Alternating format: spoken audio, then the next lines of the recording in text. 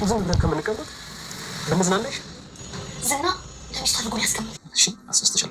በቅርብ ጊዜ ይኸውልሽ፣ አንቺ ካላስደሰትኩሽ፣ አንቺን ደስ የሚያስደርግሽ ነገር ካላደረግኩ የሰው አትበይ። እንዴና ታዲያ እኔ እኮ ስለ ቤቱ ሽያጭ ቀድሜ ነበር የነገርኩት። እሱ አልሰማም አለኝ እንጂ አንተ ደግሞ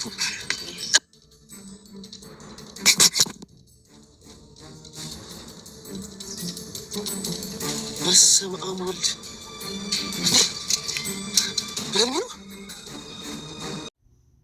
የሉላ ፍለጋ እንደቀጠለ ነው። እንደዚሁም ደግሞ የጠበቃ ውርደትም እንግዲህ እንደቀጠለ ነው ማለት ነው። ጠበቃውም እንግዲህ ትህትናን ለመድፈር ሙከራ ሲያደርግ ያው ዝና ደርሶበታል ማለት ነው። እሱም ቢደርስም እንግዲህ እሷ በጣም ፈርታና ተንቀጥቅጣ ነበረ። እሱም ምን ሆነሽ ነው ደግሞ ጉድጓድ የገባች አይጥ መስለሻል ቢላትም እንግዲህ እሷም ሊደፍረኝ እኮ ነው እዚህ እኔና እሱን አንድ ቦታ ትተኸን ሄደ ሊደፍረኝ ነው ነበር ያለችው። እሷም እንግዲህ በእኔ ላይ ምንም እንዳታረግ እኔ ምን ነው ደስ ያለህ ምን ነው የሳበክ ብቻዬን ለስንት ወራት ሙሉ አንድ ቤት ውስጥ ተዘግቶብኝ አንድ ክላስ ተዘግቶብኝ ያለው ሴት ነኝ። አንተ እንዴት እንደዚያ ነገር ታስባለህ? ዝና ራሱ ይህን ሁሉ ወራት እዚህ ስቀመጥ አንድም ነገር በክፉ ነገር አስቦኝ አቅም ቀና ብሎ እንኳን አይቶኝ አቅም አንተ እንዴት እንደዚህ ትላለህ ታስባለህ ነበር ያለችው። እሱም እንግዲህ ዝና ሌላ ደግሞ ማወቅ ያለብህ ዝና እኔ እንደሚስቱ አርግቶ ነው እዚህ ያስቀመጠኝ። ምንም ነገር አደርጋለሁ ብትል እነግረዋለሁ ይገልሃል ነበር ያለችው። እሱ እኔ ያደረግኩትን ላርግና ይግደለኝ ደግሞ ገላዎችሽ ያምራሉ ሰውነትሽ ያምራል እያለ እንግዲህ የከንቱ ውዳሴውን ይጀምራል ማለት ነው። እሷ ግን እንዳትጠጋኝ ነበር ያለችው። ትህትና ደፋርና ጎበዝ ሴት ናት ማለት ነው። ዝናም እንግዲህ ትህትና ጎበዝና ደፋር ሴት ስለሆነች ነው እዚህ ያስቀመጥኳት ነበር ያለውና እኛም እንደምንመለከተው ከሆነ እንግዲህ ትህትና ጎበዝና ደፋር ሴት ናት ማለት ነው። በስተመጨረሻ እንግዲህ እውነቱን ስተናገር ምን እያደረክ ነበር? ምን አድርገሃት ነው? ነክተሃታው ላይ ብለው እንግዲህ አረ አልነኳትም ነበር እንግዲህ ለየሸመጠጥ ሞክሮ ነበረ። ትህትናም እንግዲህ እውነቱን ተናግራለች። አልነካኝም ግን ሙከራ እያደረገብኝ ነበር እየታገለኝ ነበረ ብትልም እሱም በራስህ እውነቱን ተናገር፣ እዚህ ቤት ውስጥ የተደበቀ ካሜራ አለ፣ ካሜራውን አውጥቼ ሳላየው ለራስህ ብትናገር ይሻልሃል ነበር ያለውና እንግዲህ ትህትናም ካሜራውን አውጣና እየውን ያለችው እኔን ካላመንከኝ ካሜራውን አውጣና እየው ነበር ስትል እንግዲህ እሱም ካሜራ አለ ሲባል እንግዲህ በጣም በመደናገጥ እንግዲህ ወንድ ልጅነት ትረዳኛለህ ብሎ እንግዲህ ተናግሮ ካፉ ሳይጨርስ ነበር እንግዲህ ዝና በጥፊ ነበር ድርግም ያደረገው ማለት ነው። አንተም ብሎ ወንድ ደግሞ እኔም ከአንተ ጋራ ወንድ መባሌ በጣም አዝናለሁ፣ ከአንተ ጋራ ወንድ ተብዬ መጠራት አልነበረብኝም፣ ተው እንዳልጫ ነበር በማለት እንግዲህ ድጋሜ ደግሞ በካራት የጥፊም ደግሞለታል ማለት ነውና እንግዲህ ሌላው በጣም አሳዛኙ አዲስ አፍቃሪ የሆነው አሁን ገና ኮሮሪማን ዝንጅብል ጥቁር አዝሙድን ያፈቀረው መርዙ ደላላው እንግዲህ ማለት ነውና እሱም ይፍራታዬ ወደ ገጠር ሄዳ ቀራችብኝ የት ሄደችብኝ እያለ ነበረ።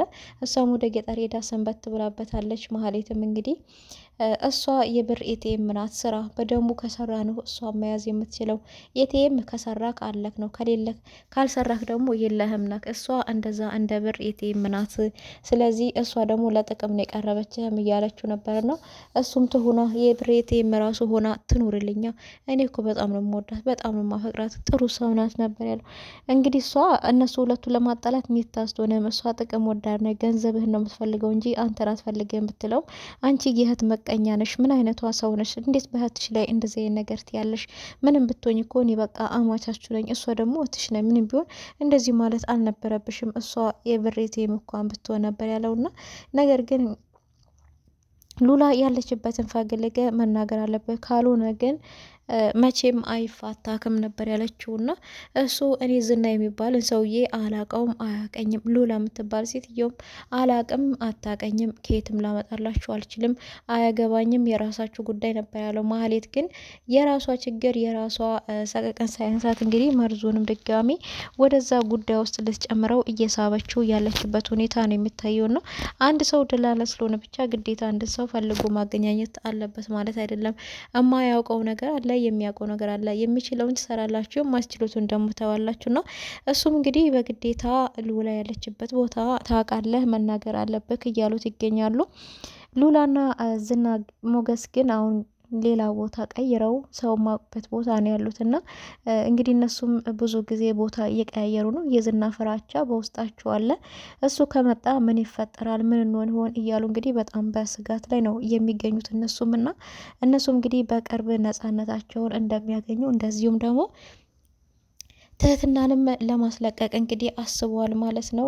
መድብልና ብሩክ ትህትና ከዛ እናስወጣለን፣ ትህትና ከዛ ካስወጣን እሷ ለኛ ትመሰክርልናለች፣ ስለዚህም ደግሞ ተበዳይም ናትና እነኚህ ሰዎች በቅርቡ በህግ ቁጥጥር ስር እናውላቸዋለን እያሉ እንግዲህ እየተማከሩ ይገኛሉ ማለት ነውና ሌላው ነገር እንግዲህ ዝና የትም አያገኘኝም፣ አላውቀውም፣ አያገኝም እያለም ነበር እንግዲህ መርዙ ደላለውና ነገር ግን ስልክ እያወራ እየለፈለፈ ነበር የሚሄደው። ያው ስለ ቤት ሽያጭና ግዢ ነው እንግዲህ እሱ ስራና ነገር ግን ወደ ኋላውም መለስ ብሎ እያየም እየጎበኘማ አልነበረም።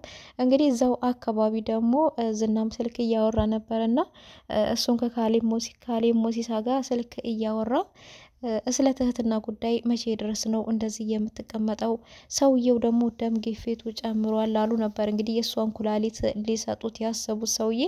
እንደዛውም ደግሞ ታሞ ሆስፒታል እንኳን ሆኖ መጠጥ አላቆምም እያለ እያወራው ነበርና ዝናም እንግዲህ ቆይ ለምንድን ነው ለዚያውን 78 ዓመት ለሆነ ሽማግሌ እችን አንድ ፍሬ መስዋዕት የምናደርገው? ለምን እሱ ራሱ አይሞትም ነበር ያለውና እንግዲህ ያንኛው ዋናው አዛዡ እንግዲህ ላለ እንደዛ ሰውየው እንደዛ የሚባል ሰው አይደለም፣ በጣም ጥሩ ሰው ነው ያለው። ጥሩ ያደረገው እንግዲህ ገንዘቡ ነው። ገንዘብ ገፋ አርግቶ ስለሰጣቸውና ወይም ደግሞ የነሱ ግብረ አበር ይሆናል ማለት ነውና ግን ያም አንዱም አይሳካም። ትህትናም ነጣ ትወጣለች፣ ምንም የሚደርስባት ነገር የለም እያለ ነው እንግዲህ ብዙዎቻችን ድምጥ እየሆን ያገኛል ለትህትናና ሌላው እንግዲህ መርዙ ደላለው ስልክ እያወራ እየሄደ ከኋላው እንግዲህ ዝና ስልክ ዝጋ በቃ ማህሌትስ እውነቷን ነበር ያለችው፣ ታገኘዋለህ የት መንገድ ሲንቀለቀል ብላኝ ነበረ። ቆይ አሁን ያ ሰውዬ መጥቷል፣ ደላለው ሰውዬ አየሁት፣ ስጋልኝ ስልኩን ነበር ያለውና እሱም ለምን በሌላ ሰው አታስይዘው ነበር ያለውና ለምን በሌላ ሰው አስይዘዋለሁ እኔ ራሴ በቀዋለሁ ብሎ እንግዲህ ደላላው ስልክ እያወራ በሚሄድበት ሰዓት እንግዲህ ዝና ከኋላ ሄዶ አንገቱን ነው ግጥም አርግቶ ያዘውና እሱ መለስ ብሎ ሲያው እንግዲህ በጣም የሆነ ረጅም ግዙፍ የሆነ ምን ልበላችሁ የሆነ የባህር ዛፍ ግንድ የመሰለ ሰውዬ አጠገቡ ተገትሮ ያያል። እንግዲህ ከእግሩ አንስቶ እስከ ራሱ እስከማይወድ ራሱ 10 ደቂቃ ሳይፈጅበትም አይቀርና እሱም እንግዲህ እንዴ በህልሜ መሆን አለበት፣ በህልሜ ነው በቅዠት ነው ነበር እያለ ያለው መርዙ ደላላ። በህልምህም አይደለም በቅዠትም አይደለም በአካል ነው፣ ቀን ነው አይታይህም? ከኔ የምታመልጥ መስሎ ነበር፣ ከኔ የትም አታመልጠኝም ብዬህ ነበረ። የገባበት ገብተህ ሉላን ታመጣለህ፣ ያለችበትን ቦታ ትነግረኛለህ ነበር ያለውና እሱ እኔ ስራዬ ሰው ማገናኘት አይደለም ቢለው እንግዲህ ደላላ አይደለክ፣ ደላላ ተወንክ የጠፋ ሰው መፈለግ አለብክ፣ ስለዚህ ከኔ ደግሞ ማምለጥ አትችልም ነበር ያለውና ከኔ ማምለጥ አትችልም፣ የትም አታመልጠኝም። ስለዚህ የገባህበት ገብተክ ሰው ታውቃለክ፣ እነ ብሩክ ቤትም ቢሆን ሰተት ብለህ ሄደህ ከልጆቹ ላይ ጠይቀህ ሉላ ያለችበትን ቦታ ትነግረኛለህ፣ ያ ካልሆነ ግን እዚህ ጋር ነው መደፋክ ነበር ያለውና እሱ እንግዲህ እባክህ ዝና እኔ አዲስ አፍቃሪ ነኝ፣ ገና የሆነች ኮሮሪማ የሆነች ልጅ አፍቅር ያለው ነበር ያለውና ማንሽ ደግሞ ኮሮሪማ ቢለው እንግዲህ ኤፍራታ በጣም ነው መወዳት፣ በጣም ነው እማፈቅራት፣ ጭራሽ እሷ ወደ ፍቅር ገባች፣ ጭራሽ እሷን አፈቀርክ ነበር ያለውና ስለዚህም ይቺ ማህሌት ታውቃ ነው የምትጫወትብኝ፣ እነሱ ሁለቱን አጋብታ እየኖረች እኔን ደግሞ እዚህ ትጫወትብኛል፣ ብሬን እየበላች ነበር እንግዲህ በማለት ያሰበውና መርዙ ደላላም እንግዲህ ለጊዜው እስከሚለቀው ድረስ እሺ ጌታዬ እባክህ ምንም አታድርገኝ፣ አዲስ አፍቃሪ ነኝ፣ ስለዚህ እጠይቃለሁ፣ ያለችበትን ቦታ አፈላልጌ በቅርብ ቀን ውስጥ እነግርሃለሁ፣ እኔ ላንተ ያልሆንኩ ለማን ሆናለሁ በማለት እንግዲህ እጅ ሰጥቷል ማለት ነው። ነገር ግን ለጊዜው እጅ ቢሰጥም በኋላ ላይ ወይ ሸሾ ሊያመልጥ ይችላል የሚል ሀሳብ አለ ማለት ነው። እንግዲህ እሱ ምን ይፈጠራል የሚለውን በሌላ ቪዲዮ እጅላችሁ የምመጣ ይሆናል።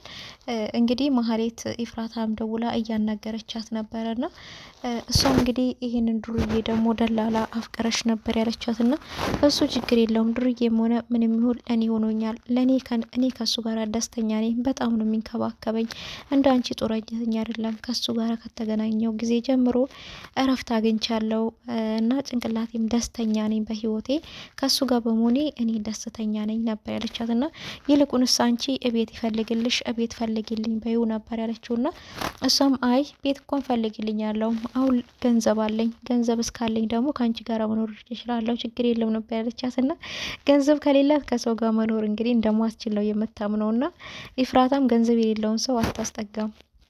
ምክንያቱም ኪራይ ያለባት ቤት ብዙ ነገር አለባት እና ገንዘብ ካላት አላት ነው ከሌላት ግን ያው እንደተለመደው ውጪና ሂጅልኝ ነው የምትላትና እሷም እንግዲህ በርቺ ለጊዜው ለመብላት ይሆንሻል ደግሞ ይህን ሰሞን ደህና እየሸቃቀለ ነው ነበር ያለቻትና እሷም አዎ እመጣለሁ በቃ ሰሞኑን እያለች ነው እንግዲህ ኢፍራታ ሰሞኑን ጠፍታለች እያየናት አይደለም እንግዲህ ወደ ሀያቶቼ ጋር ሄጃለሁ እያለችን ትገኛለች ማለት ነው። እንግዲህ ቀጣይ ቪዲዮ ምን ይሆናል የሚለውን እጄላችሁ የምመጣ ይሆናል። ውድ የቻናሌ ቤተሰቦች ለቻናሉ አዲስ የሆናችሁ ሰብስክራይብ እያደረጋችሁ አበረታቱኝ። ነባሮች ደግሞ ላይክ እያደረጋችሁ ሀሳብ አስተያየታችሁን ኮመንት ላይ አስቀምጡልኝ እላለሁ። ሁላችሁንም እወዳችኋለሁ፣ አከብራችኋለሁ። በያላችሁበት ዓለም ዳርቻ ፈጣሪ አምላክ ይጠብቃችሁ፣ ክፉ አይንካችሁ፣ በሰላም ለሀገራችሁ ያብቃችሁ እላለሁ ማለት ነው። በቀጣይ ቪዲዮ እስከምንገናኝ ድረስ ቸር ሰንብቱልኝ።